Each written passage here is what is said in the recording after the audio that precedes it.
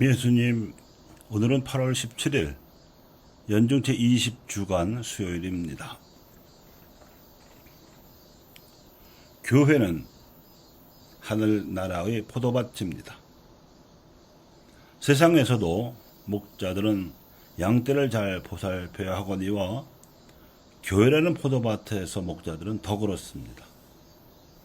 양떼를 돌보자는 목자들에 대해서는 하느님께서 대적하시고 내치십니다.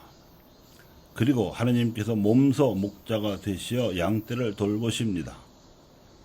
하늘 포도밭에서 목자신 하느님께서 가장 많이 신경 쓰시는 것은 모든 양떼이자 일꾼인 신자들이 빠짐없이 최소한의 몫을 나누어 받는 일입니다. 그래서 가장 늦게 와서 일을 적게 한 일꾼에게도 최소한의 몫은 챙겨주십니다. 물론 먼저 와서 일을 더 많이 한 일꾼들에게는 기쁨과 보람이라는 성과급 수당을 더 가져가게 하십니다. 이러한 예수님의 가르침에 담긴 이치를 식물을 관찰하다가 깨달은 사람이 있습니다. 독일의 식물학자 유스투스 리비히입니다. 그는 필수 영양소 중 성장을 좌우하는 것은 넘치는 요소가 아니라 가장 부족한 요소라는 최소량의 법칙을 발견했습니다. 최대가 아니라 최소가 성장을 결정한다는 그의 이 발견은 비단 식물을 기르는 원예 분야에서만이 아니라 여러 분야에서 입증되었습니다. 인터넷 검색 속도는 컴퓨터의 기종이나 회선의 품질이나 모뎀의 성능뿐만 아니라 사용자의 관심과 능력 중에서 가장 뒤떨어지는 요소에 의해서 결정됩니다. 음향기기의 품질도 스피커의 품질이라든지 파워 앰프의 용량이라든지 음향 재생 기계의 성능, 음반의 품질 중 가장 성능이 뒤떨어지는 요소에 의해서 결정됩니다. 회의를 할 때에도 맨 나중에 도착하는 사람이 와야 시작될 수 있고 공동체의 분위기도 가장 경쟁력이 낮은 소수에 의해서 달라집니다. 사회 전체의 삶의 질 역시 이와 마찬가지입니다. 사회에서는 국민 총생산이 높으면 선진국 대래에 들어섰다고 단언해버리지만 실제로는 폭우가 쏟아질 때 침수가 되어서 반지하 습방에서 죽어가야 하는 국민들의 삶의 수준만큼만 발전한 것입니다.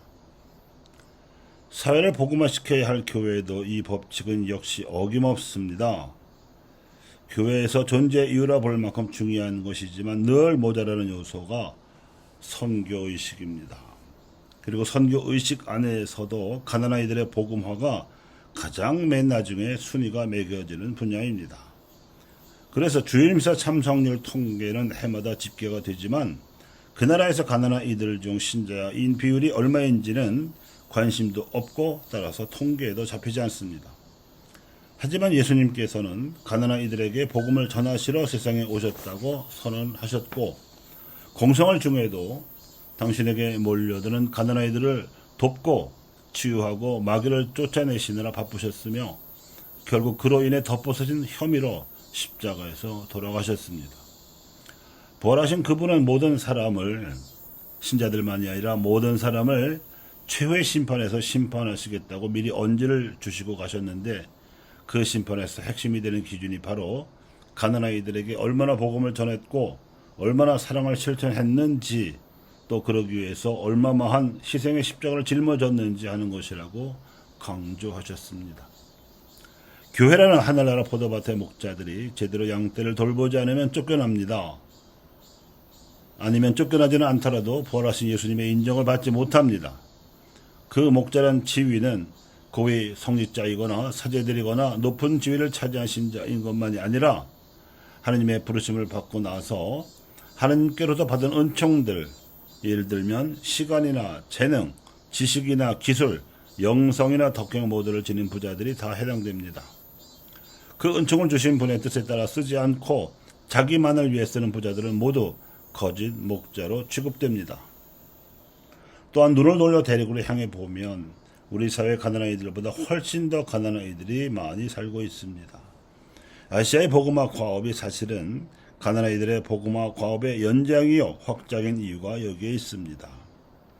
많은 아시아인들이 한국 문화를 부르는 한류만을 보고 화려하고 제주와 기술도 최첨단이며 부러워하지만 정작 필요한 한류는 아시아의 가난아이들을 도울 수 있는 사랑의 손길입니다.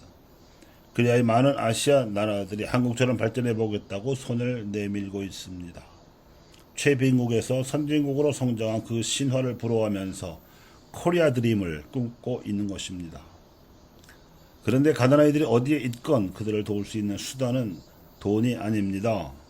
사랑의 마음입니다. 지금 여기서 가난아이들을 도울 수 있는 사랑의 마음이 있다면 먼 데 있는 가난아이들을 도울 수 있는 길은 하느님께서 손수 마련하십니다. 돈이 많다고 해서 가난아이들을 돕지 않습니다.